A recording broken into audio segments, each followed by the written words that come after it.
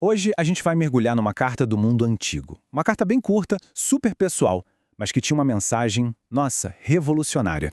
É a história de um escravo fugitivo, do mestre que ele deixou para trás e de um apelo que, olha, ia desafiar as normas de um império inteiro. Pois é, essa é a grande pergunta, né? Como que uma carta, que parece ser sobre um problema particular, uma coisa de família, poderia mexer com as bases do Império Romano? À primeira vista, parece impossível, mas o segredo está ali, escondido nas entrelinhas. Ali tem um princípio tão forte que podia, sim, abalar uma das instituições mais sólidas daquela época. Ok, então vamos lá. Para a gente entender essa história, a gente precisa viajar no tempo lá para a antiga cidade de Colossos. Ela ficava dentro do gigantesco Império Romano e naquela época as coisas eram bem diferentes. A ordem social era super rígida e as leis bem severas. E é aqui que a gente conhece os nossos três personagens principais. Pessoas de mundos completamente diferentes. Primeiro tem o Filémon, um cara rico, líder cristão, super respeitado lá em Colossos. Depois, o Onésimo, que era escravo do Filémon. E por fim, Paulo, o apóstolo, que na época estava preso, mas que ainda assim tinha uma influência enorme. E o destino estava prestes a conectar a vida desses três de um jeito bem dramático. E o conflito todo explode com um ato de puro desespero. Onésimo foge. E a gente precisa entender o peso disso. Naquela época, um escravo fugir não era só, sei lá, quebrar um contrato de trabalho. Não. Era um crime seríssimo. Um ato que colocava a vida dele em risco, assim, na hora. Olha, é muito importante a gente ter clareza sobre o que estava em jogo. A decisão do Onésimo de fugir não foi uma coisinha qualquer.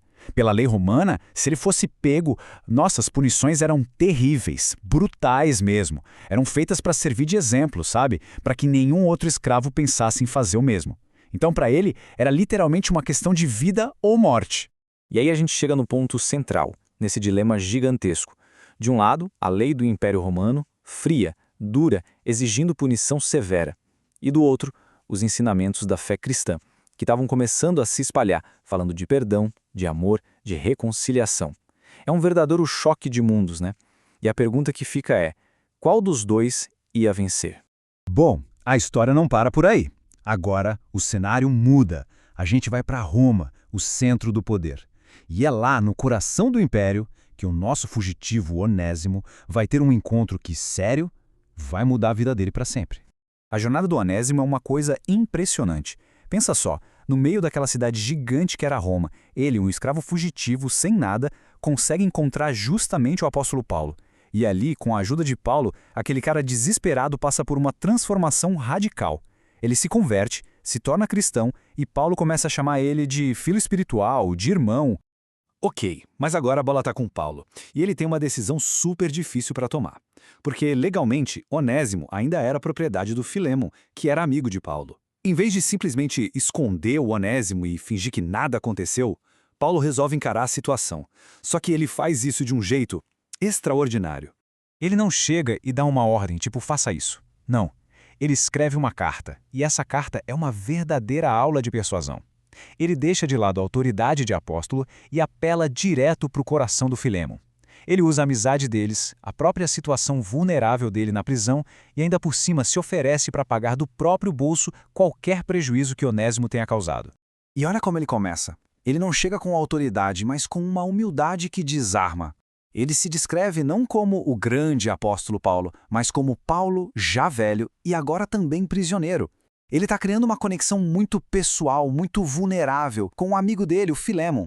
Isso aqui é impressionante. Paulo pega e fala, olha, se ele te deu algum prejuízo, se te deve alguma coisa, põe na minha conta. Eu pago. Ele está escrevendo isso do próprio punho. É um gesto de amor imenso. Ele está literalmente se colocando no lugar do Onésimo, assumindo a dívida do outro. E agora é que a gente chega no ponto central da carta. O pedido que Paulo faz em seguida era uma coisa assim impensável para a época, tanto do ponto de vista social quanto legal. É o ponto alto de toda a argumentação dele. O que Paulo está pedindo não é só, perdoa ele. É muito mais profundo. Ele quer uma transformação completa da identidade do Onésimo. Não só na lei, mas no coração de Filémon e na frente de toda a comunidade. E aqui vem a bomba. O pedido é, receba ele de volta, não mais como escravo, mas muito mais que escravo, como irmão amado.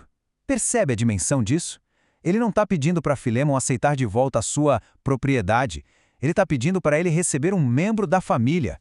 Ele quer que o relacionamento deles seja totalmente refeito, baseado na fé que eles têm em comum. Essa comparação deixa tudo muito claro, né? A mudança que Paulo está propondo é radical. Ele está pegando a teologia cristã, a ideia de que todos são irmãos, e aplicando ela bem no meio da estrutura social romana, que era toda baseada em poder e hierarquia, em quem é dono de quem. É um desafio direto a tudo isso. Mas, gente, essa proposta radical ia muito além de resolver o problema entre o Filémon e o Onésimo. Vamos ver agora como isso, na verdade, estava apresentando um modelo totalmente novo para todas as relações humanas. O que o Paulo está propondo aqui é o que a gente pode chamar de perdão radical. É um perdão que não só apaga uma dívida, mas que vai além.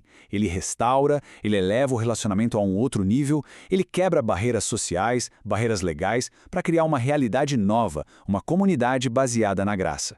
E aquele gesto dele de se oferecer para pagar a dívida é exatamente isso na prática. E o ponto-chave é que essa reconciliação só podia acontecer com um ato de confiança gigante dos dois lados. Pensa bem, Filémon tinha que abrir mão dos seus direitos legais, do seu poder de punir. E Onésimo, ele tinha que vencer o medo e confiar que, ao voltar, ele seria recebido como irmão e não como um escravo fugitivo. Tá, mas e aí? O que aconteceu no final? Filemon aceitou? E por que essa cartinha tão pessoal continua sendo tão importante pra gente hoje, milhares de anos depois? Olha, a Bíblia não conta o final da história. Não tem um "e Filémon respondeu", mas a história nos dá umas pistas bem fortes. O simples fato dessa carta ter sido guardada, copiada e ter entrado para a Bíblia é um sinal enorme de que sim, o pedido de Paulo foi atendido. E tem mais, a tradição da Igreja Antiga diz que Onésimo, o ex-escravo fugitivo, se tornou bispo. Imagina só!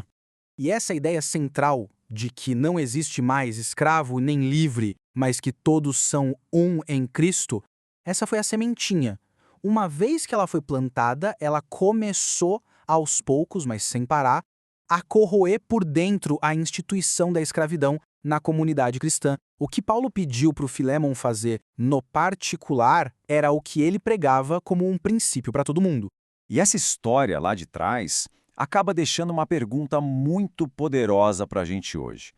Quais são os muros que existem no nosso mundo, nas nossas vidas, que poderiam ser derrubados com esse mesmo tipo de perdão, de reconciliação radical? Onde é que um gesto desses, que parece impossível, poderia mudar tudo? É uma história e tanto para a gente pensar, não é? Se essa análise aqui te fez enxergar as coisas de um jeito novo, não esquece de deixar um like e se inscrever no canal. Isso ajuda muito a gente a continuar trazendo esses mergulhos em histórias fascinantes que, de um jeito ou de outro, ajudaram a formar o mundo que a gente conhece hoje.